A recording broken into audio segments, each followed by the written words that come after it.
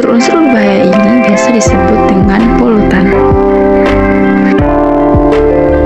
Nah, apa saja sih penyebab pencemaran udara yang sering kita jumpai dalam kehidupan kita sehari-hari?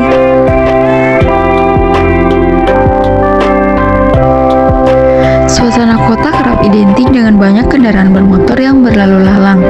Tidak hanya di perkotaan, kendaraan bermotor sering kita jumpai juga di pedesaan. Asap kendaraan bermotor menjadi penyumbang terbesar bagi penyebab pencemaran udara di Indonesia. Hal ini juga didukung karena rata-rata masyarakat Indonesia menjadikan kendaraan bermotor sebagai alat transportasi pribadi mereka. Asap kendaraan bermotor mengandung banyak polutan, salah satunya adalah CO atau karbon monoksida. Kandungan CO atau karbon monoksida pada asap kendaraan ini dinilai berbahaya bukan hanya pada keadaan udara tapi juga berbahaya bagi makhluk hidup.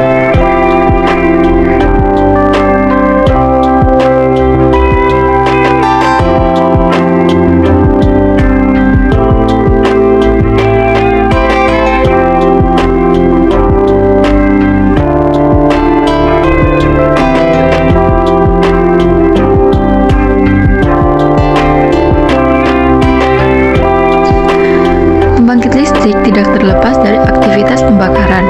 Nah, efek dari pembakaran bahan bakar yang tidak sempurna merupakan hal yang dapat menghasilkan gas berbahaya yang dapat menyebabkan pencemaran udara. Selain itu juga, pembangkit listrik yang masih menggunakan bahan bakar berupa gas, batu bara, atau minyak bumi akan menghasilkan zat-zat berbahaya seperti karbon dioksida, nitrogen oksida, partikulat, dan sulfur dioksida yang dapat mencemari udara. Lama-kelamaan, zat-zat berbahaya ini akan menyebabkan pemanasan global. Meletusnya gunung berapi merupakan fenomena alam yang tidak bisa ditebak kapan akan terjadinya. Gunung berapi bisa menyebabkan pencemaran udara karena gas yang dihasilkan. Gas tersebut biasanya berbahaya jika terkena kulit manusia dan masuk ke saluran pernapasan.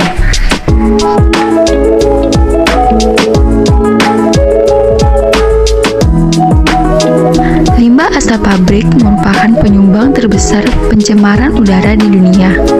Cerubang asap tersebut tidak memiliki filter untuk hasil pembuangan zat-zat yang digunakan. Dari beberapa penelitian, beberapa zat yang keluar dari proses industri ini berupa zat yang berbahaya seperti karbon monoksida, hidrokarbon, dan senyawa yang dapat membahayakan kesehatan alam dan manusia.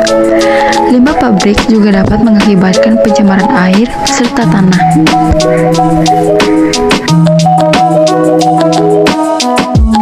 Penggunaan pupuk yang berlebihan seperti gas amonia dan NH3 dapat mengakibatkan dampak yang signifikan kepada keadaan atmosfer. Dampak pencemaran udara dari limbah pertanian dapat menyebabkan terjadinya hujan asam.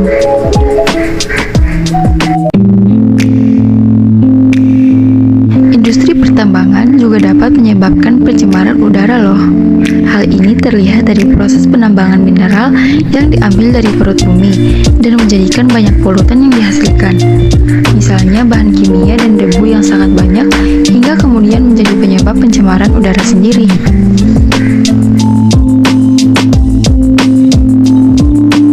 Aktivitas rumah tangga yang dapat menyebabkan pencemaran udara adalah kegiatan memasak menggunakan kayu bakar di dalam ruangan sehingga menyebabkan pencemaran udara di dalam ruangan, pembakaran sampah sembarangan, pengecatan rumah, dan lain sebagainya. Kandungan yang dikeluarkan oleh beberapa polutan tersebut sangat menyengat dan bisa menjadi faktor pengganggu kesehatan.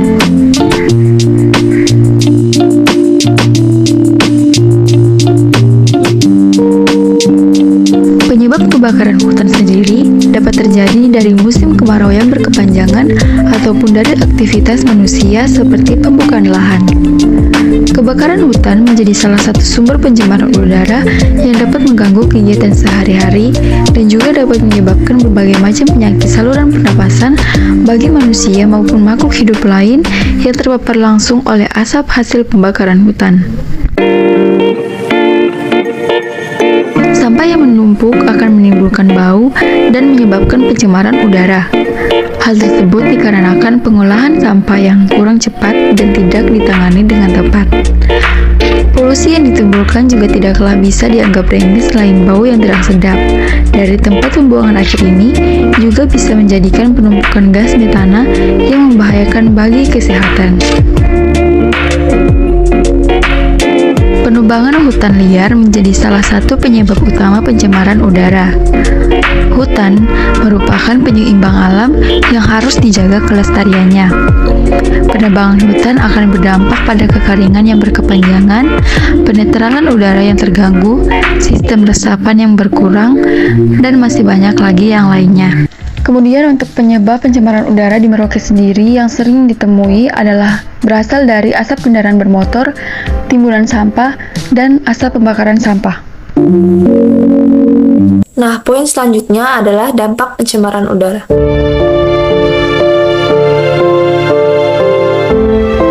Nah, dampak pencemaran udara. Dampak pada kesehatan manusia. Pencemaran udara memiliki dampak terhadap kesehatan. Di antaranya adalah gangguan saluran pernafasan, penyakit jantung, kanker berbagai organ tubuh, gangguan reproduksi, dan hipertensi tekanan darah tinggi.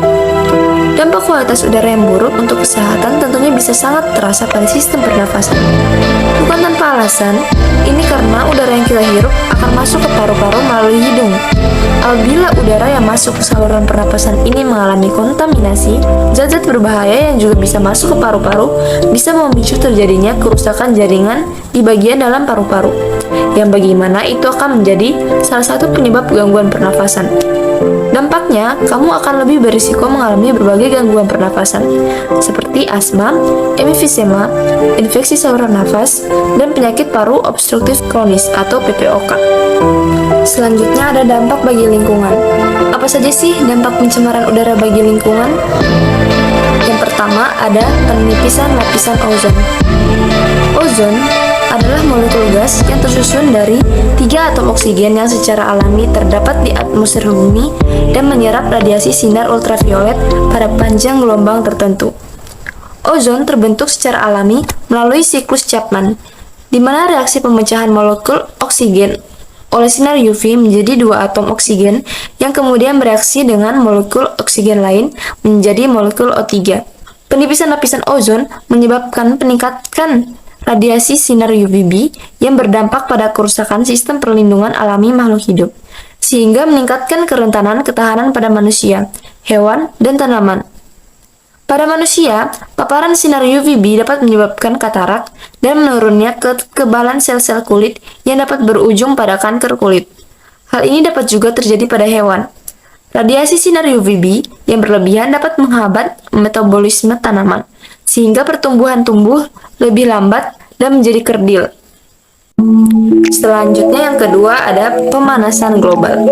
Pemanasan global atau yang memiliki istilah lain global warming merupakan sebuah fenomena di mana terjadi peningkatan suhu rata-rata atmosfer, lautan, serta daratan yang ada di bumi secara menyeluruh. Apakah kalian akhir-akhir ini merasakan suhu bumi semakin panas? Peristiwa semacam ini dikarenakan kebiasaan manusia yang memanfaatkan pendingin ruangan ataupun banyak memakai kendaraan yang menyebabkan polusi, sehingga semakin membuat lapisan ozon semakin menipis. Selain itu, juga dikarenakan pihak oknum tertentu yang mencoba untuk membuat lahan dengan cara membakar hutan. Peristiwa seperti ini juga membuat bumi menjadi semakin panas dan menjadi salah satu dampak pemanasan global. Akibatnya, suhu udara di seluruh dunia jadi bertambah, permukaan laut meninggi, dan membuat banyaknya es di daerah yang dingin lebih cepat mencair. Kondisi ini juga bisa mengakibatkan berkurangnya tempat tinggal untuk sebagian spesies tumbuhan dan hewan di berbagai negara. Nah, yang terakhir ini ada hujan asam. Hujan asam disebabkan oleh pencemaran udara yang bisa dipicu oleh aktivitas manusia maupun alam. Secara umum, fenomena ini disebabkan oleh tingginya konsentrasi sulfur dioksida atau SO2 dan nitrogen oksida NOx di udara. Nah, kedua senyawa tersebut kemudian bereaksi dengan air atau H2O, oksigen, O2, dan bahan kimia lainnya untuk membentuk larutan sulfurik dan asam nitrat. Nah, kedua polutan inilah yang memiliki sifat asam yang tinggi. Tak hanya polusi udara, gas SO2 dan NOx penyebab hujan asam juga dapat berasal dari aktivitas vulkanik dari gunung berapi, asap pabrik, asap kendaraan bermotor, pembangkit listrik tenaga batu bara, peleburan logam, dan pembakaran minyak bumi. Kebanyakan penyebab fenomena alam ini berasal dari aktivitas manusia. Mungkin pada saat ini manusia telah melepaskan begitu banyak limbah kimia ke udara. Tanpa disadari, limbah kimia yang dihasilkan ini telah mengubah campuran gas pada lapisan atmosfer dan menyebabkan terjadinya hujan asam. Hujan asam dapat menyebabkan berbagai masalah, tak hanya berdampak pada kesehatan, fenomena alam ini juga memengaruhi lingkungan di sekitar Anda.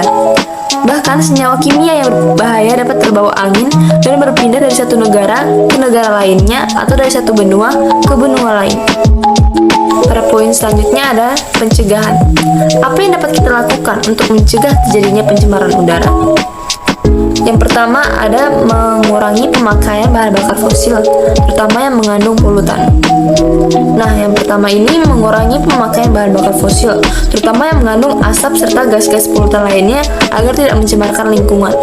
Yang kedua ada penurunan suhu sebelum gas buang ke udara bebas. Ini melakukan penyaringan asap sebelum asap dibuang ke udara dengan cara memasang bahan penyerap polutan atau saringan. Bisa juga dengan mengalirkan gas buangan ke dalam air atau dalam larutan pengikat sebelum dibebaskan ke air, atau dengan cara penurunan suhu sebelum gas buang ke udara bebas. Yang ketiga adalah membangun cerobong asap yang cukup tinggi. Ini gunanya agar asap dapat menembus lapisan inversi termal agar tidak menambah polutan yang tertangkap di atas suatu pemukiman. Yang keempat ada menghemat bahan bakar dan mengurangi angkutan pribadi, atau bisa disebut dengan mengurangi sistem transportasi yang efisien dengan menghemat bahan bakar dan mengurangi angkutan pribadi. Yang terakhir adalah melakukan penghijauan baik di lingkungan sekitar rumah maupun di tengah kota. Memperbanyak tanaman hijau di daerah polusi udara tinggi, salah satu kegunaannya adalah sebagai indikator pencemaran dini.